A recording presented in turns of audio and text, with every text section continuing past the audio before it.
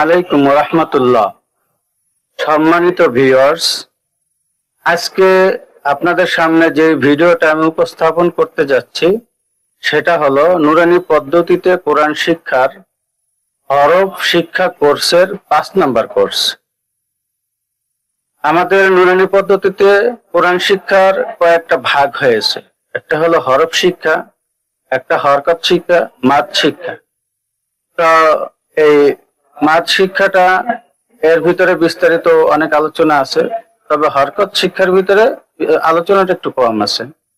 তারপরও ভাগ ভাগ করে দিয়েছে এই জন্য যাতে করে ভিডিওটা বেশি লম্বা না হয়ে যায়। কারণ আমাদের ভিউয়ার্সরা তো এরকম যে ভিডিও লং হলে আর দেখতে চান না।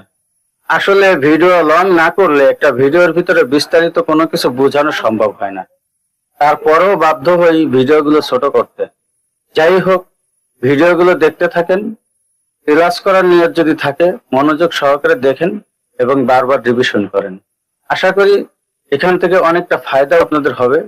যে উপকারটা অন্যান্য ভিডিও দিয়ে আপনারা উপকৃত হতে পারেন নাই, এই ভিডিওতে আপনারা তা পাবেন ইনশাআল্লাহ। আমি এতটুকুন আশা রাখি। আমার এই ভিডিওটার ভিতরে কয়েকটা ভাগ আছে, যেমন হরফ কিভাবে শিখবেন, হরফ কিভাবে লিখবেন, হরফের পরিচয় সুন্দরভাবে দেওয়া হয়েছে, মস্ক সুন্দরভাবে দেওয়া হয়েছে। মস্কটা যদি আমার সঙ্গে বারবার আপনারা মুখে আওড়ান তাহলে আশা করি শিখতে পারবেন। আর যারা শেখা আছে, যদি শিখাতে চান ওস্তাদরা, তাহলে আমার এই কৌশলগুলো অবলম্বন করলে আপনারা বাচ্চাদেরকে সহজে শিক্ষা দিতে পারবেন। তো কথা আর বাড়াবো না, যে সামনে চলি ভিডিওটা দেখে। আমাদের চ্যানেলে যারা নতুন আছেন চ্যানেলটা সাবস্ক্রাইব করে দেন এবং বেল আইকন প্রেস করে রাখেন। আর ভিডিওটা পরবর্তীতে যদি পেতে চান তাহলে একটা লাইক দিয়ে বন্ধু বান্ধবের কাছে শেয়ার করে দিবেন, যাতে করে এই ভিডিওটা পরবর্তীতে আপনারা লাইক লিস্টে গেলে পেয়ে যাবেন। কথা না বাড়িয়ে সামনে চলি, ভিডিওগুলো দেখি। চলুন ভিডিওতে কি আছে।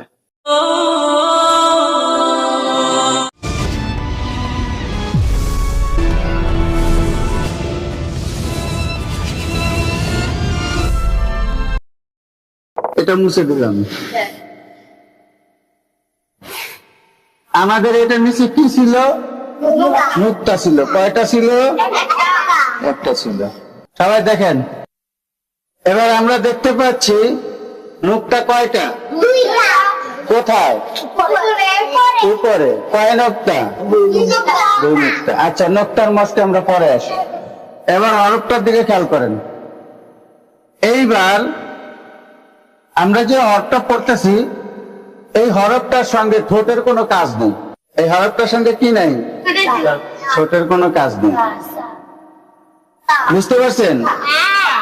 এই হরফটা হবে জিহ্বার আগা। জিহ্বার সামনের উপরের 2 দাঁতের আগার সঙ্গে লাগাইয়া, সামনের উপরের 2 দাঁতের আগার সঙ্গে লাগাইয়া, এই 2 দাঁতের আগার সঙ্গে লাগাইয়া 3টা হরফ হয়। বাকি 2টা আমাদের যেহেতু পড়ায় আসে নাই, সেহেতু আমরা এটা কি করব না, বলবো না। যেটা আছে এটা কি?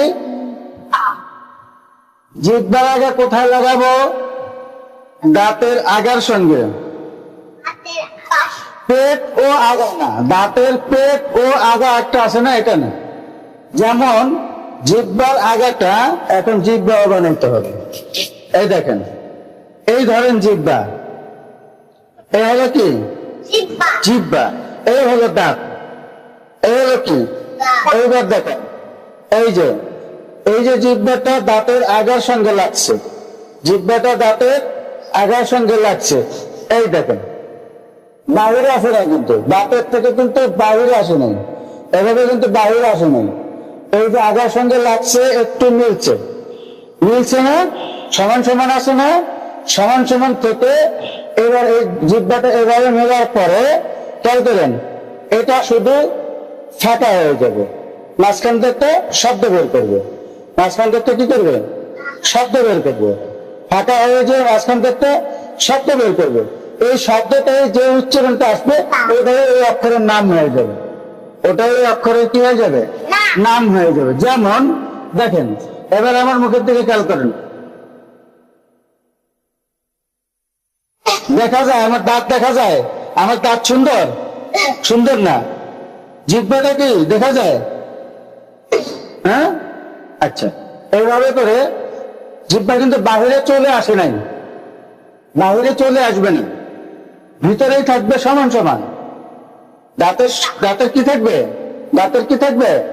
সমান সমান থাকবে, সমান সমান। তা তা তা তা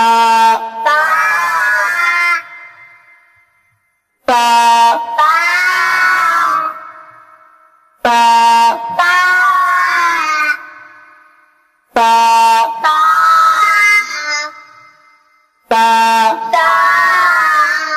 তা। সবাই বলেন, আবার বলেন একসঙ্গে। রোজা রেখা, ইফতার করে, সেহরি খাইয়া, সকালবেলা, সন্ধ্যাবেলা, বিকালবেলা পড়তে আসা, লক্ষ্য বসা। সবাই বলেন একসঙ্গে, জোরে জোরে। রোজা রেখা, সেহরি খাইয়া, ইফতার কইরা, পড়তে বসা, লিখতে বসা, সব সময়। একটা হরফ যখন আমরা নতুন আসি, একটা অক্ষর যখন আমরা যে কোনো একটা শব্দ যদি আমরা নতুন পাই, এই শব্দ দ্বারা সবসময় কি করতে হয়? মুখে আওড়াইতে হয়। কি করতে হয়? মুখে আওড়াইতে হয়। সকাল নাই, সন্ধ্যা নাই, খাওয়া নাই, নাওয়া নাই, ঘুম নাই, কাজ নাই, কাম নাই, সবসময় ওইটা একটু মুখে নিয়ে আসে, আনে না?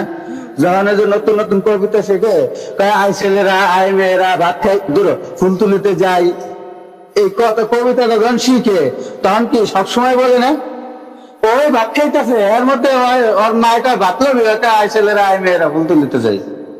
মানে ওর যে এটা মুখস্থ করতে হবে, ওর এটা জেনে ব্রেনের ভিতরে কি করছে? সেট হয়ে গেছে। ব্রেনের ভিতরে কি সেট হয়ে গেছে। কিছু কিছু পোলাপান আছে গান মুখস্থ করে, গান কি করে? মুখস্থ করে। ওর মুখে ওই গানটা সবসময় থাকে, বুঝছেন? ওর মুখে ওই গানটা কি থাকে? সবসময় থাকে। ও কথা বলতেছে, হাঁটতেছে, চলতেছে, যে কোনো জায়গায় ওর মুখে ওই গানটা অটোমেটিক আইসে পড়ে। কিছু পোলাপান আছে ডায়লগ মুখস্থ করে, আছে না? যেমন ওই যে বিভিন্ন ধরনের ডায়লগ আছে।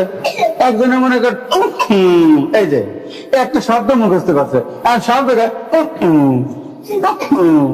মানে কি ওর এটা মুখস্থ করতে করতে এমন একটা অবস্থা হয়েছে, ওর ইচ্ছায় এটা মুখ দিয়ে আসে, না ইচ্ছায় এটা কি করে? মুখ দিয়া চলে আসে।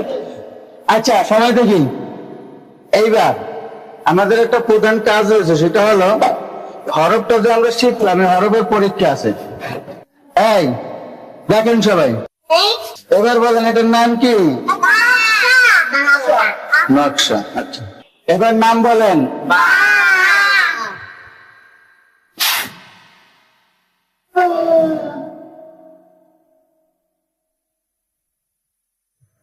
এবার নাম বলেন।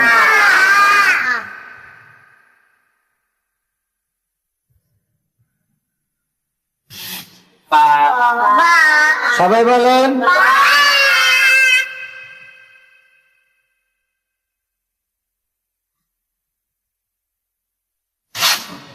নাম বলেন। কি বুঝলেন? কি বুঝলেন? পার্থক্য কিসের? পার্থক্য কিসের? নোক্তা। তাহলে এখন আমরা যেটা করবো সেটা হলো তা, এই অক্ষরটার নাম কি? তা। নোক্তা আছে কোন দিকে? কয় নোক্তা? ওই কথাটারে আমরা এক জায়গায় করবো এখন। তার উপরে দুই নোক্তা, তার উপরে দুই নোক্তা, তার উপরে দুই নোক্তা, তার উপরে দুই নোক্তা, তার উপরে